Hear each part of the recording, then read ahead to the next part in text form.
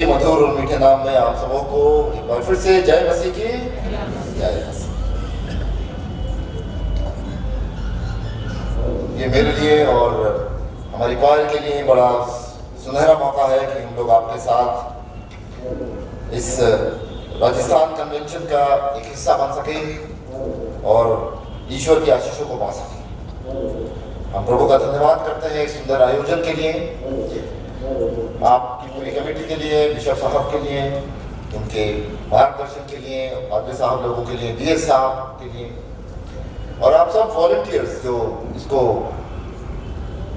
बनाने में, बढ़ाने में, संभालने में अपना योगदान दे रहे हैं। ईश्वर आप सबों को बहुत बहुत आशीष दे। और ये राजस्थान कन्वेंशन का अपना एक स्थान है, अपना एक मुकाम है, इसकी अपनी एक गरिमा है और ये एक ट्रेडिशन है जो 97 ईयर्स से चला आ रहा है। समझिए कि 7-8 पुश्तें जा चुकी हैं इन कन्वेंशन के द्वारा आशीष पाकर। आज सवेरे जब हम लोग बात कर रहे थे गलतियों की कलीसिया के बारे में, कि पौलुस प्रेरित जब अपनी पहली यात्रा पर निकले थे तो एक जगह वो बीमार पड़े और वो जगह गलतियों था, गलेशिया, जहां वो रुके। और उस बीमारी की हालत में जब वो वहां पर थे तब उन्होंने प्रचार किया, लोगों से बातचीत करी, मिले और गलतियों की कलीसिया की स्थापना। सुबह हम लोगों ने ये भी देखा कि जब पौलुस प्रेरित वहां स्थापित करके अपनी मिशनरी यात्रा पर आगे बढ़ गए, उसके बाद कुछ और प्रचारक, कुछ लोग जो यरूशलेम से, जो यहूदी लोग थे, उन्होंने जाके गलतियों में ये प्रचार किया कि पौलुस ने आपको आधा सुसमाचार सुनाया है। इससे पहले कि आप मसीह तक पहुंचे, आपको यहूदी होना जरूरी है। तो धीमे उस समय गलतियों की कलीसिया में एक गड़बड़ी सी फैल गई। उनकी समझ में नहीं आ रहा था कि हम किस पर विश्वास करें। पौलुस जो हमको विश्वास में लाए, जिन्होंने एक मां की तरह हमें जनने में पीड़ा ली, या ये नए प्रचारक जो आके हमें कुछ और बात बता रहे हैं। तो ऐसी स्थिति में पौलुस प्रेरित ने ये सोचा कि मैं उनको एक चिट्ठी लिखकर, एक खत लिखकर उनको समझाऊंगा कि तुम अपने विश्वास से मत भटको। ये जो फ्लाई बाय प्रचारक हैं जो आते हैं जाते हैं झोला टांगकर हमको हमारे ही कलीसिया के विरुद्ध में समझाते हैं, हमारे पादरी साहब लोगों के बारे में कुछ समझा के चले जाते हैं, हमारे विश्वास के बारे में कुछ बातें बता के चले जाते हैं और हमारे मन में कुछ जहरीले बीज बो के चले जाते हैं। उनसे बचाने के लिए पौलुस प्रेरित ने ये पत्र लिखी और ये कहना कि मसीह तक पहुंचने के लिए ये जरूरी है कि पहले हम यहूदी बने, खतना हो, फिर उसके बाद हम मसीह को पा पाएंगे। ये कितना गलत था। और इसी को चुनौती देने के लिए पौलुस प्रेरित ये इस खत को लिख रहे हैं। पौलुस प्रेरित की ये एक मिनिस्ट्री का एक बड़ा हिस्सा रहा है कि वो अपनी मिशनरी यात्राओं पर निकलते थे, कलीसियाओं को स्थापित करते थे और आगे बढ़ते जाते थे। वहां लोकल लोगों को लीडरशिप देते थे, उनको ट्रेन करते थे और आगे बढ़ जाते थे। और जब उनको पता चलता था कि उस कलीसिया में कुछ समस्याएं हैं, कुछ प्रॉब्लम्स हैं, तब वो उस कलीसिया को एक खत लिखते थे, एक पत्री लिखते थे। कई बार एक पत्री लिखने से समस्या सुलझ गई, कई बार उनको 2-2 पत्रियां लिखी। कुरिन्थियों के नाम पहली पत्री, कुरिन्थियों के नाम दूसरी पत्री। पहली पत्री में कुछ अलग समस्याएं हैं जिसके बारे में पौलुस प्रेरित ने उनको समझाया है और पौलुस प्रेरित की दूसरी पत्री में कुछ अलग समस्याएं हैं जो कुरिन्थ की कलीसिया में हुई, उसके बारे में समझाया। तो हम मसीही लोगों को ये जानना बहुत आवश्यक है कि ये जो पत्रियां हैं ये एक रैंडम कलेक्शन ऑफ लेटर्स नहीं है। ये कुछ ऐसा नहीं है कि कुछ पौलुस प्रेरित के खत बड़े मशहूर थे तो उनको लिखा गया, उनको रख लिया गया, उनको प्रिजर्व किया गया, उनको हम आज पढ़ते हैं। ये बड़े स्पेसिफिक थे। प्रेरित के खत एक खास मकसद से, एक खास काम के लिए, एक खास कलीसिया को एक खास समय में लिखे गए थे। और ये जानने के लिए ही हम लोगों ने आज सवेरे इसके पूरे गलीतियों के बैकग्राउंड को समझा, देखा कि उनकी क्या समस्याएं थी जिसके लिए पौलुस प्रेरित उनको लिख रहे हैं। ऐसा ही यदि आप सुसमाचारों को पढ़ेंगे तब आप उसको पाएंगे कि सुसमाचार में जो लिखे गए वो भी एक अलग अलग मसीही कलीसियाओं को लिखे गए। मत्ती की जो समुदाय था, मैथियन कम्युनिटी, उसको लिखा गया। लूकन कम्युनिटी को लिखा गया। यहूदाइन कम्युनिटी जो यहुन्ना की एक कलीसिया थी, यहुन्ना का एक समाज था, उसको लिखा गया। इब्रानी की पत्री, और दूसरी पत्रियां, रोम की पत्री, उन मसीहों को लिखा गए जो रोम में थे, क्योंकि यीशु मसीह का आखिरी जो कमांड था कि तुम सारे जगत के लोगों को चेला बनाओ, उनको सुसमाचार सुनाओ और उनको पिता पुत्र और पवित्र आत्मा के नाम से बपतिस्मा दो। पहले यरूशलेम में, फिर यहूदिया में, फिर सामरिया में और फिर जगत के अंत तक। और पौलुस प्रेरित ने उस कमांड को, उस आदेश को ये समझा कि जगत का अंत वो होगा जब मैं इस जगत के सेंटर में, जो उस समय की सभ्यता का, सिविलाइजेशन का केंद्र था, रोम, सबसे पावरफुल जगह, सबसे पावरफुल, सबसे शक्तिशाली लोगों के रहने की जगह, अगर मैं रोम में जाके प्रचार कर सका, रोम में अगर मैंने एक कलीसिया स्थापित कर दी, तो मैं समझूंगा कि मैंने यीशु मसीह के कलाम को पूरा किया, मैंने यीशु मसीह के हुक्म की तामील करी और रोम में जाके मैंने एक कलीसिया स्थापित करी। जगत का छोर होगा वो छोर इस सेंस में होगा कि वो सेंटर ऑफ द वर्ल्ड होगा। अगर वहां पहुंच गया तो पूरी दुनिया में पहुंच जाएगा, क्योंकि पूरी दुनिया रोम की तरफ देखती थी कि रोम से क्या आएगा वो हम सीखेंगे। अगर आज की भाषा में हम उससे बात करें तो आज के समय में जैसे शायद अमेरिका, शायद वॉशिंगटन डीसी, शायद न्यूयॉर्क, आज से 50 साल पहले, 70 साल पहले, शायद 100 साल पहले ये ब्रिटेन रहा होगा, लंदन रहा होगा। कि लंदन में जो हो रहा है वो पूरी दुनिया को प्रभावित करता था। तो उस समय रोम इसका केंद्र रहा। पौलुस प्रेरित ने इस पत्री को बड़े दुख के साथ लिखा। आज हम लोग उसके पत्री के अंदर चलेंगे, उसके अंदर हम देखेंगे कि पौलुस प्रेरित ने इन 6 अध्यायों में क्या लिखा है। पौलुस प्रेरित वहां प्रचार करके मसीह कलीसिया बना के आगे चले गए। कुछ यहूदी आए और पौलुस प्रेरित उसमें बोल रहे हैं कि सिमोन कैफा आया था। पौलुस प्रेरित बोल रहे हैं, अगर आप इसको देखेंगे, वो कह रहे हैं कि दूसरे अध्याय के 14 पद में अगर आप देखें तो वो कह रहे हैं कि यरूशलेम से साइमन पीटर, शिमोन, पतरस, कैफा ने आके ये प्रचार किया है कि पहले तुम्हें यहूदी होना है।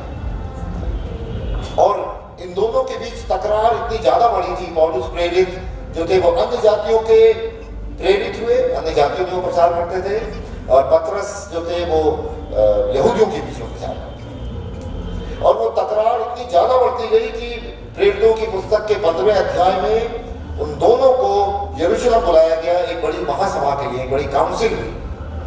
और उस काउंसिल में बात हुई कि अब जो भी तुम्हारे बीच का डिफरेंस है, जो भी तुम्हारी विचार है, पतरस समझता था कि ये सुसमाचार सिर्फ यहूदियों के लिए, पौलुस समझते थे कि मसीह में सब नई सृष्टि, यहूदी, गैर यहूदी, खतना वाले, खतना रहित, ना कोई क्लास है, ना कोई कास्ट है, ना कोई क्रीड है, सब मसीह के हैं, सब मसीह के बच्चे हैं और सबको मसीह का सुसमाचार मिलना चाहिए।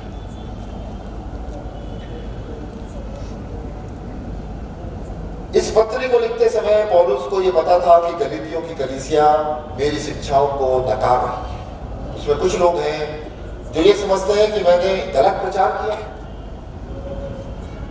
लोग यहां तक समझते हैं कि ना सिर्फ मैंने गलत प्रचार किया बल्कि मैं खुद भी एक गलत व्यक्ति हूं। मुझे अपने आप को जस्टिफाई करना है, मुझे अपने आप को सिद्ध करना है। इसीलिए 16वें छठे अध्याय का जो 17वां पद हमारा जो थीम वर्ड है वो है अब कोई, पौलुस प्रेरित लिख रहे हैं, आगे को कोई मुझे दुख ना दे क्योंकि मैं यीशु के दावों को अपनी देह में लिए फिरता हूं। पौलुस प्रेरित, जैसे हम लोग सवेरे भी बात करी, एक बहादुर इंसान थे, निडर इंसान थे। जो वो बिलीव करते थे उसको वो करते थे, चाहे वो even if he was wrong, he was sincerely wrong. अगर वो शायद गलत भी हो तो वो मतलब पूरे अपने होश आवाज, पूरे अपने जोश के साथ गलत होते थे। जब मसीहों को सताते थे तब, और अब जब मसीह का प्रचार कर रहे हैं, मसीह के लिए सताए जा रहे हैं तब वो प्रेरित आज दुख में है। और पहले अध्याय से वो शुरू करता है। पहले अध्याय के 6-7वें पद में अगर आप देखेंगे बाइबल, अगर आपने आज जो सुबह मैंने एक होमवर्क दिया था एक टीचर होने के नाते को पढ़ा होगा तो बहुत खुशी की बात है। गलतियों की पत्री की 6 अध्याय 149 पद। पहले अध्याय में पौलुस प्रेरित लिख रहे हैं कि मैं आश्चर्यचकित हूं, I am amazed, I am shocked. मैं परेशान हो गया हूं कि इतनी जल्दी तुम कैसे भटक गए, इतनी जल्दी तुम बहलावे में कैसे आ गए। ये जो झोला छाप पादरी आते हैं, प्रचारक आते हैं, फ्रीलांसर जस्ट रोमिंग अराउंड, आपके घर में आएंगे, आपको सिस्टर मैं आपके लिए दुआ करना चाहता हूँ, ब्रदर मैं आपके लिए दुआ करना चाहता हूँ, ठीक है आइए दुआ कीजिए। दुआ के साथ साथ वो कुछ जहरीले बीज बोलते जाते हैं। उस बीजों का इतनी जल्दी असर हो गया, और जो शिक्षा मैंने तुमको दी, जिस शिक्षा को तुमने स्वीकार किया, उसको तुम भूल गए। पहले अध्याय में पौलुस प्रेरित कहते हैं, I am amazed at how quickly you diverted. कितने शीघ्रता से तुमने मार्ग बदल दिया, तुम दूसरे रास्ते पे चले। ये जल्दी मुझे परेशान कर रही है। दूसरे अध्याय में आके पौलुस प्रेरित कह रहे हैं, मैं फिर से तुमसे कहता हूं कि हमारा उद्धार, हमारा जस्टिफिकेशन किसी व्यवस्था के कारण नहीं हुआ। हमारा उद्धार ईश्वर में विश्वास के कारण, और ये विश्वास ही हमारे धार्मिकता है। पौलुस प्रेरित यहां तक कि अब्राहम की बात, कि अब्राहम के लिए उसका तो खतना नहीं हुआ था, उसका विश्वास ही उसका उद्धार था। ये कहकर वो उनको समझाने की कोशिश कर रहे हैं। तीसरे अध्याय तक आते आते पौलुस प्रेरित गलतियों के लोगों के लिए 2 बार शब्दों का इस्तेमाल करते हैं। पहले पद में भी, तीसरे अध्याय का पहला पद भी अगर आप देखें और तीसरा पद आप देखें, इन दोनों जगह वो गलतियों के कलीसिया के लोगों को कह रहे हैं, ओ फूलिश गैलेशियंस, ये क्या मूर्खता की बात है, ये क्या बेहुदगी कर रहे हो तुम, ये क्या बेहुदा बात कर रहे हो तुम। इस बात का जवाब देना भी मेरे लिए अच्छा है, कितनी फालतू बात है। जब तुमको तीसरे अध्याय में वो अपने तर्क को और आगे बढ़ाते हैं और कहते हैं कि जब तुमको एक बच्चों की तरह मसीह में स्वीकार किया गया, तुम्हारा एक बच्चे की तरह मसीह विश्वास में जन्म हुआ, और तुमने ईश्वर पिता को अब्बा फादर बोला। तीसरे अध्याय में वो कह रहे हैं चौथे पद में, 5वें पद में, कि जब तुम ईश्वर को अब्बा फादर करके बोल रहे हो, हे पिता, हे अब्बा करके बोल रहे हो, तब उससे तुम कैसे व्यवस्था के द्वारा डील करने की कोशिश कर रहे हो, व्यवस्था वाले रास्ते से कैसे तुम उससे संपर्क करने की कोशिश कर रहे हो। क्या बाप और बच्चों के बीच में किसी नियम के तहत बातचीत होती है? क्या जब घर में माँ बाप बच्चों से बात करते हैं, बच्चों से व्यवहार करते हैं, तो कोई नियम की कोई किताब है? कोई बुक ऑफ डिसिप्लिन है या कोई कोड ऑफ कंडक्ट है? क्या कोई ऐसा चीज है कि देखो मैं ये बोलूंगा तुमको ये बोलना है, मैं बोलूंगा खाना खाओ तुमको कहना है यस सर खाना खा रहा हूं? ऐसा तो नहीं होता। परिवार में कैसा होता है? पहले हमारे जमाने में तो हम लोग बहुत ज्यादा डरते थे अपने माँ बाप से। जब शाम हो और माँ बाप घर आने वाले हैं तो हम सब बच्चे अपनी अपनी जगह पे निश्चित हो जाते थे कि तुम यहाँ होगे, तुम वहाँ होगे, तुम किचन में होगी, सिस्टर मेरी वहाँ होगी, मैं टेबल पर बैठ के पढ़ रहा हूँ, वो वहाँ होगा। सब पिताजी आए देख कर उनको खुशी होती थी, सब शांति, सब ठीक, सब अपनी अपनी जगह पर है, इसका मतलब है अभी अभी बिल्कुल शायद बहुत ज्यादा प्यार है, बहुत ज्यादा लाड है। बच्चे माँ बाप से अपना होमवर्क करवाते हैं। हमें से कितनों ने करा अपने बच्चों का होमवर्क? हमें से कितनों ने अपने बच्चों का प्रोजेक्ट बनाया है? साइंस का प्रोजेक्ट, बायोलॉजी करा? क्या हम कभी कह सकते थे अपने बाप से, अपनी माँ से हमारा प्रोजेक्ट बनाइए? वो क्या करते? लाओ लाठी लाओ, डंडा लाओ।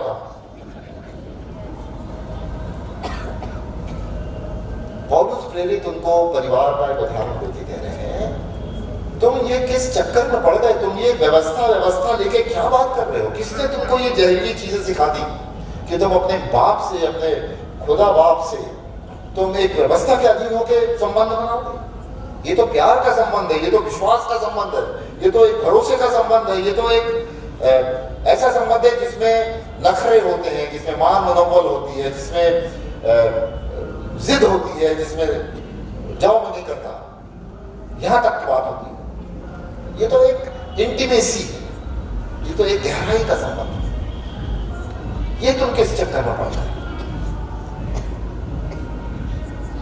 और पौलुस उनको फिर से याद दिलाते हैं कि आज किसी ने आके, बाहर वाले ने आके तुमको समझा दिया, तुमको सिखा दिया, और आज तुम मेरे ही खिलाफ बात कर रहे हो। जब तुम मसीह विश्वास में आए थे तब तुम इतने खुश थे मसीह को पाकर कि तुम कह रहे थे कि 15वें पद में कि हमारे तुम्हारे बीच में गुडविल इतनी इस स्तर की थी कि यदि मैं तुमसे कहता कि अपनी आंख निकाल के दे दो तो तुम दे देते। इतना प्यार था। 3 अध्याय के 15वें पद में, फिर 16वें पद में, 3 अध्याय के 16वें पद में पौलुस कह रहे हैं आज हम दुश्मन कैसे हो गए? How come we have become enemy of each other? ये प्यार कहां चला गया? क्या ऐसा कोई आके उन बीजों को, उन दानों को, उन फसल को हमारे बीच में इतना नाइत्तेफाकी हो गई, हमारे बीच में इतनी ज्यादा मनमुटाव हो गया, we can not see each other eye to eye? हमारा तुम्हारा तो वो संबंध है जो एक बाप का बेटे का होता है, क्योंकि मैं तुमको विश्वास नहीं करता। आज तुम मेरे वचन को गलत मान रहे हो, आज तुम मुझे गलत बता रहे हो, ये कैसी बात है? 19वें पद में कह रहे हैं कि एक माँ की तरह मैंने तुम्हें जन्मने की पीड़ा मैंने तुम्हारे लिए दी। अब तुम ये फैसला करो कि तुम किसके बच्चे बनोगे। हाइगर के बच्चे जो इस धरती का यरूशलेम से उसकी तुलना कर रहे हैं, या तुम सारा के बच्चे बनोगे उस यरूशलेम से जो स्वर्ग है। इन सब बातों का वसीला उनको दे रहे हैं और कह रहे हैं कि तुम समझो तुम क्या कर रहे हो। 5वें अध्याय में आके पौलुस कह रहे हैं कि मसीह ने तुमको आजाद किया है, मसीह ने तुमको गुलामी के बंधन से आजाद किया है, और उसमें एक बड़ा बंधन है व्यवस्था का बंधन। अब तुम फिर से क्यों गुलामी में जाना चाह रहे हो जब तुम एक बार आजाद हो चुके हो? अब उस आजादी में जियो, उस आजादी में तुम आगे बढ़ो, उस उद्धार की खुशी में तुम आगे बढ़ो। और 6ठे अध्याय तक आते आते वो फिर से खतना की बात करने लगते हैं, और पौलुस कह रहे हैं कि तुम क्यों इस खतना की चीज को लेकर परेशान हो रहे हो, और तुम हर जगह उसी निशान को क्यों ढूंढ रहे हो? ये खतने का चिन्ह होना चाहिए। तो जब इस पत्री को मैं पढ़ रहा था, इसकी स्टडी कर रहा था, तो मैंने सोचा कि मैं इसके original Hebrew words, Greek words के बारे में भी जाऊंगा कि आखिर ये क्या शब्द है। ये मसीह के दागों को मैं अपने देह में लिए फिरता हूँ। मैंने इसके लिए थोड़ा सा बाइबल का अध्ययन किया जो मैं आपके साथ बांटना चाहता हूँ। पहली चीज जो एक टेक्सुअल स्टडी के रूप में है, बाइबल के अध्ययन के रूप में है, वो ये है कि हिब्रू भाषा का एक वर्ड है खोतम। खोतम यीशुआ। ये जो शब्द है KHOTHAW, खोताम, खोतम, इसका ये एक नाउन होता है। इसका मतलब होता है एक सील का निशान, एक मोहर का निशान। एक पुराने जमाने में जब लोग किसी भी सौदे को करते थे तो उनके हाथ में एक रिंग होता था, सिग्नेट रिंग जिसको बोलते हैं, और जब वो डील पक्की हो जाती थी, जब वो सौदा मुकम्मल हो जाता था, तब उस सौदे को पूरा करने के लिए उस कपड़े पर या उस कागज पर या उस मट्टी की स्लेट पर उस अंगूठी के जो सिग्नेट रिंग होता था उसका निशान से ऐसा मार के एक चिन्ह बना दिया जाता। उस चिन्ह को हिब्रू भाषा में कहते हैं खोतम। इसका मतलब है कि बातचीत हो चुकी, इसका मतलब है क्लोज अप, इसका मतलब है एन एंड, इसका मतलब है सील अप द डील। इसका मतलब है कि मसीह और हमारे बीच का जो रिश्ता था वो पूरा हुआ। मसीह और हमारे बीच की जो एक कवनेंट थी, हमारे बीच की जो एक वाचा थी, जो एक संबंध था, उस संबंध के ऊपर सील लग चुकी है। और पौलुस कह रहे हैं कि उस सील का निशान मेरे लिए घमंड की बात। उस समय में ये सील जो लगती थी, ये सील या तो गुलामों को लगाई जाती थी, जो मेरे गुलाम हैं, जो मेरे घर के गुलाम हैं, एक गर्म चीज को करके उनके पीठ पर निशान लगा दिया जाता था कि ये अब मेरे हैं। और ये तरीके से उनके लिए एक चिन्ह होता था कि ये उस परिवार के सेवक हैं, उस परिवार के गुलाम हैं। या फिर जानवरों के ऊपर ये सील लगाई जाती थी, जैसे बुल्स हैं या कैटल हैं, उनको स्टैम्प किया जाता था रेड हॉट बर्निंग सील से। It was an stamp of ownership. पौलुस प्रेरित जब इसको कह रहे हैं तब वो कह रहे हैं कि मैं अपनी देह पर मसीह की मोहर लेकर फिरता हूं। उसको हिंदी में ट्रांसलेट किया गया है, मैं मसीह के दागों को अपने शरीर पर लेकर फिरता हूं। मसीह के जख्मों को, मसीह के निशानों को, मसीह की चोट को, मसीह के निशान को मैं अपनी देह पर लेकर फिरता हूं। ग्रीक भाषा में ये जो शब्द है दाग के लिए, वो है स्टिग्माटा। स्टिग्माटा शब्द से इंग्लिश भाषा का एक दूसरा शब्द बना है स्टिग्मा। और स्टिग्मा एक तरीके से नकारात्मक शब्द आता है, उसका जो कनोटेशन है, उसका जो टोन है, उसका जो इम्प्लीकेशन है, वो थोड़ा नेगेटिव माना जाता है कि स्टिग्मा मतलब कोई ऐसी छाप जो किसी समाज पर या किसी व्यक्ति पर लग जाती है कि ये जैसे टैक्स कलेक्टर्स हैं, कि ये एक स्टिग्मा, ये एक ऐसा निशान है जो शायद एक शर्मनाक निशान है।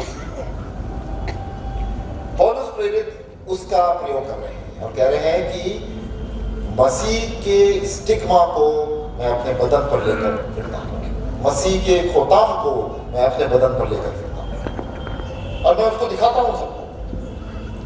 और यही मसीह विश्वास की सुंदरता है कि जिस चीज को लोगों ने एक शर्मिंदगी की चीज समझा। जिस चीज को लोगों ने एक शेमफुल चीज समझा, चाहे वो क्रूज हो, क्रूज पर बम मारना एक शर्मनाक घटना होती, कैदियों को और उन लोगों को जो सुधर नहीं सकते उनको क्रूज पर टांगा जाता था। लेकिन मसीह ने उस क्रूज को एक नया अर्थ दिया, हमारे उद्धार का, हमारी आशा का, हमारी माफी का एक निशान बनाकर, जिसको हम अपने गले में पहनते हैं, जिसको हम अपने चर्च में लगाते हैं, जिसको हम अपने शान के साथ, गर्व के साथ, खुशी के साथ उसको लगाते हैं। वैसे ही इस मोहर को, स्टिग्मा को, जिसको शायद एक नेगेटिव रूप में समझा जाता था, उसको पौलुस प्रेरित बड़े गर्व के साथ दिखा रहे हैं कि अब कोई मुझे परेशान ना करे, क्योंकि मसीह की सील मेरे ऊपर लगी हुई है। मैं मसीह के दाग को, मसीह की निशानी को, मसीह के इस करार को जो मेरा मसीह के बीच हुआ है, उसको मैं बड़ी शान के साथ दिखाना चाहता हूँ, सबको बताना चाहता हूँ। लेकिन इसमें एक बात गौर कीजिए,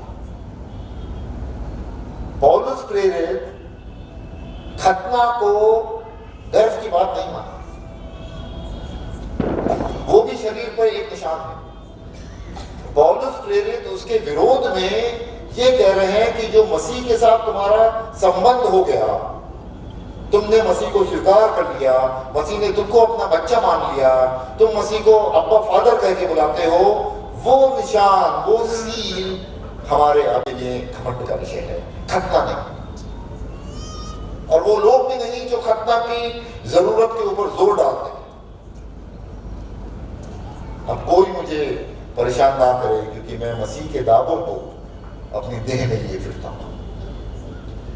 वो मसीह का दाग मेरे लिए एक रसीद है, मेरा वो टोकन है, मेरी आइडेंटिटी है, मेरी पहचान है कि मैं मसीह का दाग मेरे दिल पर है, मेरे बदन पर है। कल हम लोग इसके बारे में और बात करेंगे, मसीह के दाग का अर्थ। पौलुस प्रेरित उस मसीह के दाग को लेकर उसके बारे में बात कर रहे हैं। शब्दों की स्टडी के बारे में एक और चीज है इससे संबंधित जो मैं कहना चाहता हूं कि एक तो चीज हो गई दाग, और दूसरा अपने शरीर पर लिए फिरता हूं, जो हिंदी में ट्रांसलेशन है। हिब्रू भाषा में जो शब्द है वो है बाशार, बा बशारी, ऑन माई फ्लैश। बाशार हिब्रू भाषा में शब्द होता है जिसका मतलब होता है व्यक्तित्व, पर्सनालिटी। जब नोहा के जमाने में उत्पत्ति के 6 अध्याय में जब ये कहा गया कि सारी मनुष्य जाति पापी हो गई और उसका अंत आ गया, तो हिब्रू में उसको कहते हैं काल केत्स बाशार, ऑल एंड ऑफ फ्लैश, सारे। तो वो जो शब्द है सिर्फ शरीर, वो असल में शरीर नहीं है, वो है पूरा व्यक्तित्व। और ये जो मोहर है, वो मोहर सिर्फ एक्सटर्नल मोहर नहीं है, एक वहां पे बंधा हुआ एक रिबन नहीं है, वो एक टैटू नहीं है, वो एक गुदना नहीं है जो स्त्रियां यहाँ पर नाम लिखवा लेती हैं अपने हस्बैंड्स का। पहले जमाने में ऐसा होता था कि इस महिलाओं को ये परमिशन नहीं थी कि वो अपने हस्बैंड का नाम अपने मुंह से बोले। तो जब डॉक्टर साहब पूछते थे कि अच्छा लाओ इधर दिखाओ क्या हो गया, ये हो गया, अच्छा अपने आदमी का नाम बताओ, तो वो ऐसा कर बोलो बोलो मुझसे बोलो, भाई साहब आदमी का नाम नहीं लेंगे। क्यों? लिखा है पढ़िए, मंगल। हमारे यहाँ एक मालिम है, हमारे कॉलेज में थी, उसके हस्बैंड का नाम भी मंगल था। तो हम लोग उससे पूछते थे आज कौन सा दिन है, वही है सोमवार के बाद आता है। अच्छा मंगल नहीं बोले, क्यों? वो गोदना में लिखा हुआ, वो बाहर है, एक छाप है, एक मोहर है, एक टैटू है। लेकिन जो पौलुस प्रेरित जिसकी बात कर रहे हैं, जिन दागों की बात कर रहे हैं कि मैं उन दाग को अपने शरीर पर लिए फिरता हूं, वो एक व्यक्तित्व पर पड़ी हुई एक मोहर के बारे में बात कर रहे हैं कि ये मेरे बाशार पर, ये मेरे आत्मा पर, ये मेरे मन मस्तिष्क पर, ये मेरी पूरे व्यक्तित्व पर, मेरी पर्सनालिटी पर, मेरे सोच पर ये एक छाप पड़ी है जो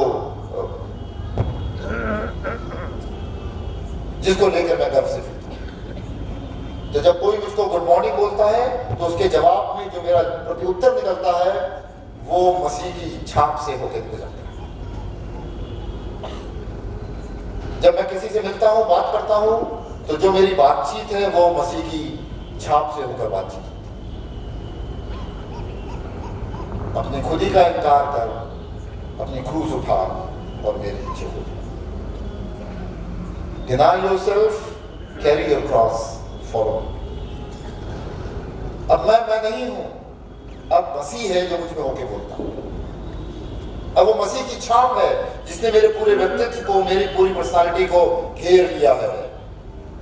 और अब जो बात बोलता हूं, जो बात कहता हूं, वो मेरी तरफ से नहीं बल्कि मसीह की तरफ से कहता हूं। पौलुस प्रेरित ने इस निशान को अपने लिए एक गर्व की बात की। बाइबल में ऐसे कई उदाहरण हैं जब मसीह के लोगों को, ईश्वर के लोगों को चुनौती दी गई। तुम कौन हो? किस अधिकार से तुम ये काम करते हो? ऐसे ही एक भविष्यवक्ता थे आमोस। आमोस रहने वाले तो थे दक्षिण के यहूदा के, लेकिन उनको ईश्वर ने बुलाया और उनको कहा कि तुम उत्तर में जाके बेतेल में वहां तुम प्रचार करो, वहां तुम भविष्यवक्ता का काम करो। और होते होते ऐसा हो गया कि जब वो बेतेल के मंदिर में प्रचार कर रहे थे, प्रभु की भविष्यवाणी को बता रहे थे, तब उस बेतेल के मंदिर का महायाजक आ गया। आमोस की पुस्तक उसके 6 अध्याय, 7वें अध्याय, 8वें अध्याय में है। उसने आके पूछा, तुम कौन हो? तुम किसके अधिकार से ये काम करते हो? तो जब उनसे ऐसा पूछा जाता था, जब उनको चुनौती दी जाती थी, जब उनको चैलेंज किया जाता था, तब अपने क्रेडेंशियल्स के रूप में वो अपने एक चिन्ह को, अपनी बुलाहट को, अपने कौन नैरेटिव को बताते थे। I was a shepherd tending the sheep of my father. I was a dresser of sycamore tree, but God called me. ये मेरा क्रेडेंशियल है। मैं तो एक चरवाहा था, भेड़ बकरी चराता था, मैं कुछ नहीं था। ना तो मैं प्रॉफिट हूं, ना मैं प्रॉफिट का बच्चा हूं, ना तो मैं एक प्रॉफिट के स्कूल से आया। लेकिन प्रभु ने मुझे बुलाया है, ये मेरी बुलाहट ही मेरा आइडेंटिटी कार्ड है। इसको मैं आपको दिखाना चाहता हूं। आप पूछ रहे हो किस अधिकार से करते हो? यीशु मसीह तक से पूछा, किस अधिकार से तू ये करता है? मंदिर में आकर तू ये काम करता है, तेरा क्या अधिकार है? कौन हो तुम? ऐसे समय में भविष्यवक्ता, प्रेरित यीशु मसीह खुद अपनी बुलाहट, अपनी गवाही देते थे, बुलाहट की गवाही। मैं कुछ नहीं हूं, मैं कुछ नहीं था, मसीह ने मुझे बुलाया और मसीह ने मुझसे कहा ये काम करो। Then that is my credentials. हमारे यहाँ जब चर्च की मीटिंग होती है तो उसमें एक होती है क्रेडेंशियल्स कमेटी, जिसको बड़ा महत्वपूर्ण माना जाता है, क्योंकि वो जो डेलीगेट्स हैं उनके क्रेडेंशियल्स चेक करती है। क्रेडेंशियल्स मतलब आप क्या उचित उस जगह के डेलीगेट हैं या नहीं है, या आपकी कोई कमी रह गई है, या आपकी। तो जब पौलुस प्रेरित से पूछा जा रहा है, उसके ऊपर सवाल उठाए जा रहे हैं कि तुम अपने क्रेडेंशियल्स दिखाओ, तुम अपने कागज दिखाओ। पुलिस वाला, ट्रैफिक वाला रोकता है, रुको गाड़ी, कागज दिखाओ। तो कागज में क्या दिखाते हैं हम? ये मेरा ड्राइविंग लाइसेंस है, ये गाड़ी के पेपर हैं, ये इंश्योरेंस के पेपर, ये हमारा क्रेडेंशियल्स है, ये हमारे जांच पहचान जो आप करना चाहते हैं कर लीजिए। पौलुस प्रेरित के लिए मसीह के दाग, मसीह का निशान, मसीह की मोहर, उसका परिचय पत्र है, उसके वो पेपर्स हैं, उसके वो कागजात हैं। उसके वो कानूनी कागजात हैं जिनको वो लेके मसीह के उसके सामने रख रहा है, गलीतियों की कलीसिया के सामने। कोई अब मुझे बस परेशान ना करे, मैं मसीह के दावों को अपने देह में लिए फिरता हूं। यीशु मसीह के दाग उसके लिए घमंड का विषय है। यहूदी होकर खतना होना उसके लिए घमंड का विषय नहीं है, और यही बात वो अपनी गलतियों की कलीसिया को समझाना चाहते हैं। तुम खतना करवा के घमंड मत करो कि मैं यहूदी भी बन गया, मैं मसीह भी बन गया। उसकी कोई जरूरत नहीं है, और उसकी ना तो कोई आवश्यकता है और ना उसकी कोई जगह। पौलुस प्रेरित का जो आर्ग्यूमेंट है, जो उसका लाइन ऑफ डिबेट है, जो वो वाद विवाद कर रहे हैं, जो वो आर्ग्यूमेंट कर रहे हैं, उसको यदि आप फॉलो करेंगे तो बड़ा इंटरेस्टिंग है। वो ये कह रहे हैं कि एक खतना ही कैसे मसीह होने का निशान हो सकता है। मसीह का चिन्ह जो हमारे व्यक्तित्व पर, जो हमारी आत्मा पर, जो हमारे हृदय पर, हमारे सबकॉन्शियस माइंड में है। ये बात मैं आपको बहुत जोर देकर बताना चाहूंगा। मसीह जब हमारा उद्धार करता है, तब मसीह सिर्फ हमारी सोच का उद्धार नहीं करता, मसीह हमारे सबकॉन्शियस माइंड को भी हील करता है, ताकि जब हम सपना भी जो देखें तो वो भी हम उचित सपना देखें। हमारे सबकॉन्शियस माइंड में जो डीप सीटेड, जो गहरे तौर से बैठी हुई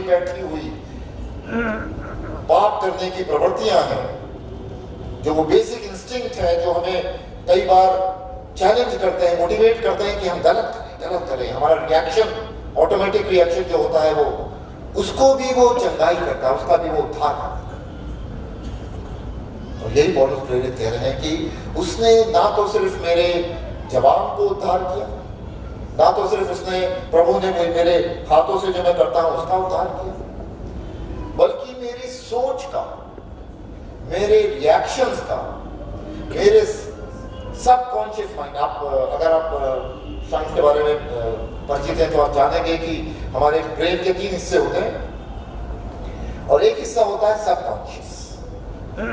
वो तब एक्टिव होता है जब हम सोते होते हैं, या जब हम बेख्याली में कुछ बात कहते हैं, बिना सोचे हुए जब हम कुछ बोलते हैं, तो वो हमारे सबकॉन्शियस माइंड से वो उसको गवर्न करता है। वो उसको, आप में से जो बच्चे लोग क्रिकेट खेलते हैं, कई बार आप नहीं सोचते कि आप क्या शॉट मारेंगे, बॉल आती है, आप कहते हैं, आपको अरे मुझे भी नहीं पता कि मैं ऐसा मार दूंगा।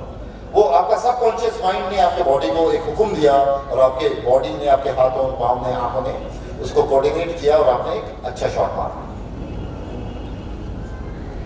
कई एक बुरी चीजें हैं, कई एक पाप की चीजें हमारे सबकॉन्शियस माइंड में वो पकड़े रहती हैं, जकड़े रहती हैं। हम अपने, उसको हिंदी में शायद कहते हैं अचेतन मन। एक है चेतन मन, जो हमारे सोच समझ के जो हम बोलते हैं, एक होता है अचेतन मन। और पौलुस कह रहा है कि प्रभु तुमने तो मुझे मेरे अचेतन मस्तिष्क को भी, जो पीछे का हिस्सा है, उसको भी तुमने उद्धार, उसको भी तुमने शुद्ध कर दिया, उसको भी तुमने निर्मल कर दिया। अब मेरी सोच, जागती हुई सोच या सोती हुई सोच, अब आप ही आप। अब अगर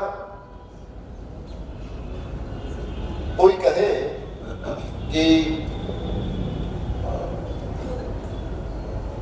चावल, यहां पर कौन सा चावल है जो सबसे खुशबू वाला होता है? बासमती। यहां पर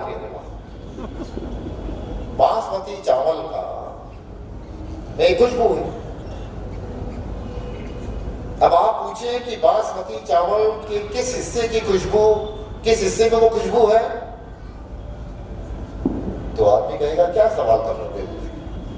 किस हिस्से में नहीं, पूरे बासमती चावल में कोई भी हिस्सा तोड़ो, कनकी भी हो, 1/4 भी हो, हाफ भी हो, उसमें खुशबू है। अब आप पूछिए कि मछली की खुशबू मछली के किस हिस्से में है?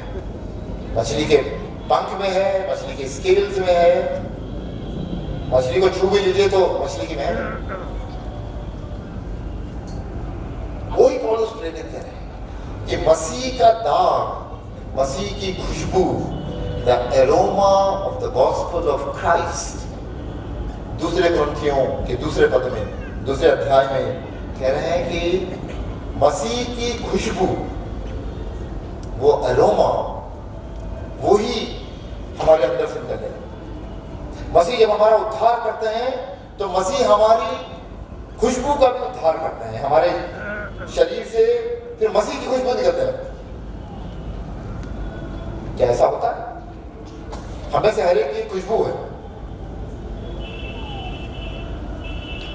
और माँ अपने बच्चों की खुशबू पहचानती है, उनके कपड़ों की खुशबू भी पहचानती है।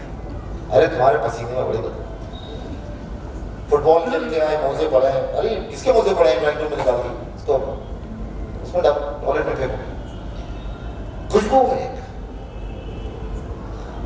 पौलुस प्रेरित कुरिन्थ की कलीसिया को भी लिखते हुए कहते हैं कि मसीह की खुशबू नाशवान लोगों के लिए तो नष्ट करने वाली है, लेकिन जिनको जीवन मिलना है उनके लिए जीवन देने वाली खुशबू है। मसीह हमारी खुशबू को बदलते हैं, वो है मसीह का चिन्ह। वो जब मसीह के लोग आते हैं, मिलते हैं, तब एक खुशहाली होती है। एक आपने पता नहीं इसका गौर किया हो या नहीं, लेकिन हम पाटिल साहब लोगों ने तो इसको कई बार देखा है, समझा है। कई बार हम पाटिल साहब लोग किसी के घर विजिट करने जाते हैं तो जल्दी जल्दी वो ड्राइंग रूम ठीक होने लगता है, आई भाई साहब आइए, बैठिए बैठिए बैठिए बैठिए, और फिर जल्दी से चाय बन के आती है, ये होता है। लेकिन हम लोग समझ जाते हैं कि यहाँ अभी थोड़ी देर पहले मियाँ बीवी में कुछ तकरार चल रही थी, लेकिन अब पादरी साहब आ गए हैं तो उनके सामने तो यह सब ठीक है, कुछ नहीं, कोई प्रॉब्लम नहीं। उनकी उपस्थिति से एक वातावरण बदलता है। पादरी साहब के घर आने से खुशी हो गई, आनंद हो गई। पादरी साहब आप आ गए, खुशी हो गई। उन्हें झगड़ा, जो तकरार चल रही थी, अब वो खत्म हो गई। अब एक दूसरी बात हो गई, क्योंकि आप आके दुआ करेंगे, आप आके प्रभु का वचन बताएंगे। एक हमें से हर एक की एक वाइब्स है जो हम एक दूसरे को देते हैं, गुड विशेस, अच्छी बातें। और कुछ के शक्ल देख के ही लगता है कि रोना आता है, कहते भाई रोते क्यों हो, शक्ल ही ऐसी। और दूसरी तरफ कि उनके आने से जो आ जाती है मुंह पे रौनक, लोग समझते हैं बीमार का हाल हो जाए। बस वो आकर उन्होंने दवा तो दी नहीं, कुछ किया भी नहीं, बस उनको देख लिया, वो कुछ वाइब्स आ गई। वो जो मसीह का एक एरोमा है, मसीह की एक जो खुशबू है, मसीह की एक जो उद्धार का सुसमाचार है, उसकी जो महक है, उसने ही कल्याण करता है, उसने ही भलाई पैदा करता है। चार लोग खड़े हैं, एक झगड़ालू व्यक्ति आके खड़ा होता है, सबका मूड खराब होने लगता है, सब चिड़चिड़े होने लगते हैं बिना किसी बात के। और वैसे ही दूसरे लोग हैं, आके खड़े होते हैं, पूछ भी लेते भाई कैसे हो, लगता है सब अच्छा हो। ये मसीह की खुशबू है, ये मसीहत की चाल है। पौलुस प्रेरित उसकी बात कर रहे हैं। मैं मसीह के निशानों को, मसीह की पहचान को, मसीह की छाप को अपने जीवन में लेते फिरता। अब मैं खुद जीवित नहीं, मसीह मुझ में जीवित। और दूसरे कुरिन्थियों के तीसरे अध्याय में आके पौलुस प्रेरित कर रहे हैं, मैं मसीह का खुला हुआ खत हूं, जिसको लोग पढ़ते हैं। तो उसमें इबारत जो लिखी है वो मेरे बारे में नहीं लिखी, मैं कौन हूं। उसमें जो इबारत लिखी है वो सुसमाचार का संदेश की इबारत है। पौलुस प्रेरित इन सब शब्दों के साथ गलीलियों की कलीसिया को समझाना चाहते हैं। शायद पौलुस प्रेरित इन शब्दों के साथ हमको, आपको, अजमेर की कलीसियाओं को समझाना चाहते हैं कि देखो, ये है जो तुम्हें करना है। इस आने वाले जो प्रचारक आते हैं, जो जहरीले बीज बो के चले जाते हैं, उनके चक्कर में मत पड़ो। उनको दान दक्षिणा देना हो तो दे दो, वो दुआ करेंगे, दुआ ले लो, चाय पिला दो, लेकिन उसके कारण अपने चर्च, अपनी कलीसिया, अपने पादरी सामान, अपनी शिक्षाओं, अपनी डॉक्ट्रिन्स पर आंच मचाने लगे। वचन को समझो, वचन को पढ़ो, वचन की गहराई में जाओ और इतनी मजबूती से खड़े हो कि कोई भी प्रचारक आके ऐसे जहरीले बीज बो के ना चला जाए। आज सवेरे वो बात शायद काफी कैच हुई, हमें से कई लोगों ने आके मुझे उसी के लिए बोला कि माँ या मौसी, लेकिन शायद ये बहुत ही अच्छा उनका प्रेजेंटेशन है। उनको शायद मौसी ही बनना चाहिए और एक अच्छी मौसी बनना चाहिए। प्रभु करे कि ये गलतियों की पत्री सिर्फ गलतियों के लिए नहीं, बल्कि ये पत्री आज अजमेर की कलीसियाओं के लिए, ये पत्री आज शायद जबलपुर की कलीसियाओं के लिए,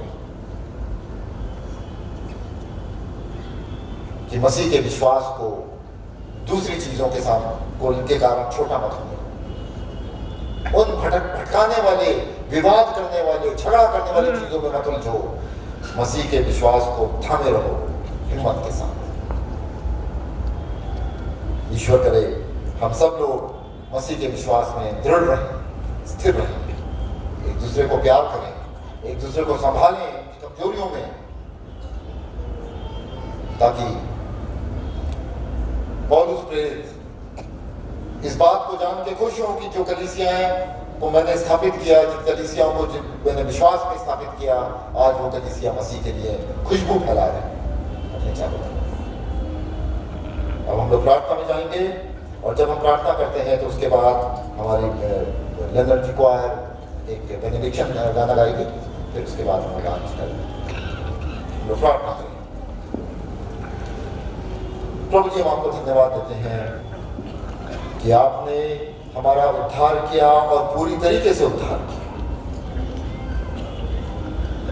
और क्रूस पर आपने कह दिया कि ये पूरा हुआ, ये मुकम्मल हुआ, ये तमाम हुआ, अब इस उद्धार को किसी और चीज की जरूरत नहीं। आपने हमें अपने बेटा और बेटी होने का फक्र दिया, हम आपका धन्यवाद करते हैं। आपने हमारे चेतन मन, अचेतन मन, हमारे जागते हुए विचार, हमारे सोते हुए विचार, सबका उद्धार किया और अपनी छाप हमारे जीवन पर छोड़ दी। हम आपका धन्यवाद करते हैं।